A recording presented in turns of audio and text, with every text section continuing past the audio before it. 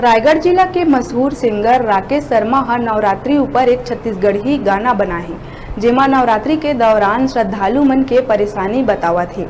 माता के दर्शन बर बाधा बनत खराब सड़क ला एमा फिल्माए गए।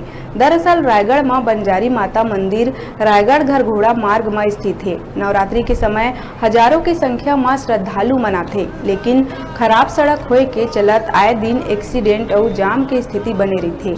ये परेशानी ला बताए बर सिंगर हा गाना बना है, जेला गुरुवार के यूट्यूब में रिलीज करे गए और अब ये गाना सोशल मीडिया में जम के वायरल हुआ थे।